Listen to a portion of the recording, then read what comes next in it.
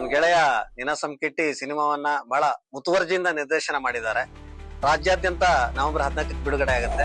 ನಮ್ಮ ಕರಾವಳಿ ಭಾಗದಲ್ಲಿ ಕೂಡ ಮಂಗಳೂರು, ಉಡುಪಿ, ಮಣಿಪಾಲ, ಬೇರೆ ಬೇರೆ ಭಾರತ ಸಿನಿಮಾಗಳಲ್ಲಿ ಅದು ರಿಲೀಸ್ ಆಗ್ತಾ ಇದೆ. ದಯವಿಟ್ಟು ಈ ಸಿನಿಮಾ ನೋಡ್ಬೇಕು, ಅದನ್ನ ಗೆಲ್ಲಿಸ್ಬೇಕು. ಯಾಕಂದ್ರೆ ನಮ್ಮ ಕರಾವಳಿ ಅನೇಕ ಸಿನಿಮಾಗಳನ್ನು ರಾಜ್ಯದ ಎಲ್ಲ ಜನತೆ ನೋಡಿ ಗೆಲ್ಲಿಸ್ತಾ ಇದ್ದಾರೆ. ಹಾಗಾಗಿ ಕರಾವಳಿಯ ಪ್ರೇಕ್ಷಕರ ಜವಾಬ್ದಾರಿ ಇದು. ರಾಜ್ಯದ ಮೂಲೆ ಮೂಲೆಗಳಿಂದ ಬರುವಂತಹ ಹೊಸಬರ ಸಿನಿಮಾವನ್ನ ನಾವು ನೋಡ್ಬೇಕು, ಪ್ರೋತ್ಸಾಹಿಸಬೇಕು, ಗೆಲ್ಲಿಸ್ಬೇಕು. ಅದರಲ್ಲೂ ಸ್ಪೆಷಲ್ ಆಗಿ ನಾನು ಹಿಕೋರದ ಬಗ್ಗೆ ಹೇಳೋದಾದ್ರೆ, ಹಿಕೋರ ಒಂದು ಸಾಮಾನ್ಯ ಸಿನಿಮಾ ಅಲ್ಲ. ಯಾಕಂದ್ರೆ ಯಾವುದೇ ನಿರ್ದಿಷ್ಟ ಫಾರ್ಮುಲಾವನ್ನ ಇಟ್ಟುಕೊಳ್ಳದೆ ಒಂದು ಹೊಸ ಗ್ರಾಮರ್ ಅಲ್ಲಿ ಈ ಸಿನಿಮಾವನ್ನ ಕಟ್ಟಿದ್ದಾರೆ. ಅವ್ರು ಪೋಸ್ಟರ್ ಹಾಕೊಂಡಂಗೆ ಇದುವರೆ ಜಸ್ಟ್ ಸಿನಿಮಾ ಅಲ್ಲ, ಒಂದು ಎಕ್ಸ್ಪೀರಿಯನ್ಸ್ ಅಂತ.